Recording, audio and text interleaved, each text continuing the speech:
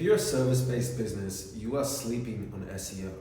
A lot of service businesses, they're aware of Google reviews and they're aware of boosting content or an ad on Facebook/Instagram or running sponsored ads. Some of them are even aware of Google ads and the importance of being highly searchable via pay-per-clicks or a bidding format for certain keywords. For example, if I have an Italian restaurant and someone types up pasta near me and a Google ad pops up that says ad pushing your restaurant to the top and you're paying for that, if done correctly, that's a highly effective way of promoting their business. Now, when it comes to SEO, many people understand the importance of SEO, but very few people are doing things to put in place to utilize its importance and its effectiveness. A few of the crucial things and use cases of SEO, search engine optimization, is it allows you to be organically searchable for various search terms pertaining to your business. So if I have a cosmetic surgery clinic, let's use a more relatable example. If I've got that Italian restaurant and someone types up pasta near me, the Google ad will push it to the top, but you're competing with other people that are also spending money to be at the top of Google for that search term. Whereas if you rank organically for pasta near me and you're on the first page of Google, whilst you need to still maintain that keyword and there's a bunch of different things that you need to do to keep it there, the benefits are you don't have to continue spending on ads to be able to keep on page one. Whereas with Google ads, you have to keep spending, otherwise you'll get outbid. But with SEO, you can also rank for misspellings of keywords. So if someone spells pasta, P-A-S-T-A, as pasteur, P-A-S-T-E-R, near me, you can also rank for that. So you can get creative and rank for misspellings of phrases and key terms. There's also different type of keywords you can rank for. There's navigational keywords, like where is the Italian restaurant? And that even can help with voice SEO, because Siri and Alexa, people don't think this deeply, but you got to think of what would people type up on Alexa, what would people type up on Siri, okay? And then when you think about let's talk about navigational, there's also informational SEO. What is the cost of Italian pizza or Italian pasta? Then there's branded or / commercial SEO. Commercial SEO or commercial keywords rather, are words that pertain to a brand. So if you do Italian pasta, then you can rank for crust pasta. Crust is a well-known Italian pizza place in Australia, or La Piquetta or whatever. So you can rank for those commercial terms, and it's completely legal, it's completely above board, because people that are searching for that commercial keyword, that company, they're likely open to other similar companies that do the same thing. So SEO, it's definitely not green. Like business owners, some of them, and enough of them know about it, but it's still largely untapped. And it's one of the reasons why it's one of our flagship products and services. For the first 4 years of marketing, I was primarily the social media guy or the Facebook ads guy. But as I approach 7 years in marketing, 7 years in running my agency, I'm approaching. It'll be 7 years in June of next year. We just passed 6 years.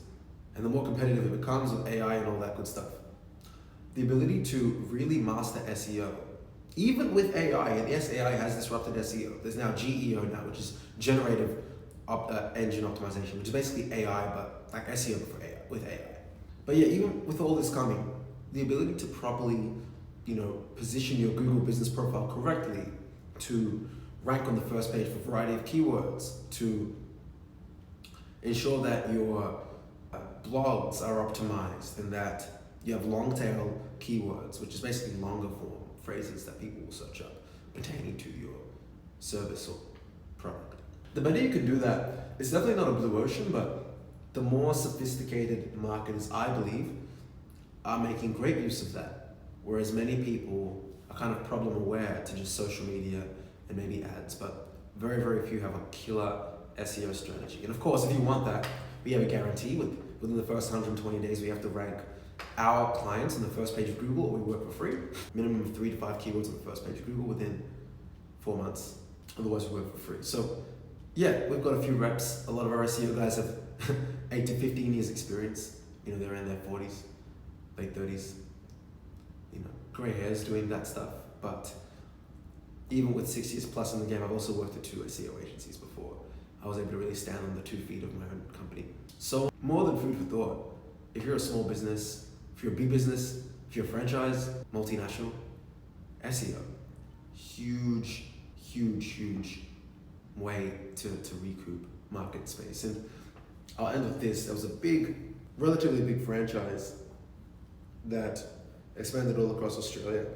And I was like, okay, what angles can I use to go ahead and pitch this franchise? And I've closed franchise deals before, so they're interesting. You have to be a bit more clever. But I found out that this franchise's SEO, so the amount of people that were coming to their site and the amount of keywords that they were in Google for was dropping by damn near 10 to 20% every year for the last couple of years, last 2 years or so.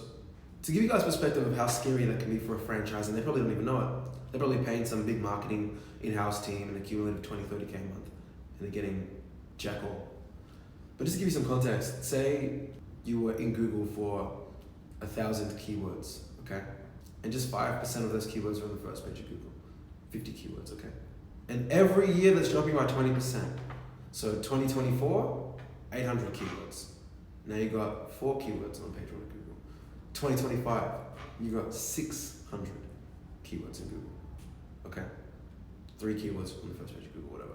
The detriment of this is not just the keywords. The real detriment is the amount of people that are searching for those terms are still in Google. They're just not going to that site anymore. They've gone to a different person, a competitor, a new company, a startup. So the years of work to capture that attention, capture those keywords, dissipated, gone, like that. And it's scary because it's like, gotta get it back again. That might take another, because SEO takes time, as people know. Real SEO campaigns take 6 months to a year, or 2 years, or 3 years. But there's ways we know how to kind of get some quicker wins in the board first, 120 days. But it's tricky. So SEO is not easy, and therefore it's not for everyone, especially if you're super small. I'm not saying start SEO straight away. You should probably start with sponsored Facebook ads. I wouldn't even recommend Google ads if you're super small. Facebook ads is good because you can individualize the marketing, the advertising content more. Like you can have a video, you can have multiple videos, you can have multiple images. You can stand out depending on your industry. If it's something that people need straight away, like I locked my door, I need a key lock person, and Google Ads is your thing, because that's an intent-based inquiry. But if it's something where someone kind of could use it, and it's not like a necessity today to now, then yeah, Facebook ads is what you need to do to get off the ground and make some money. But yeah, SEO is great. Like we got multiple websites. People don't even know it. People sometimes don't even know what my actual company is. If you look at my Instagram, because they're like, okay, I see all these case studies, but like, where's his main website? We have multiple. SEO, baby.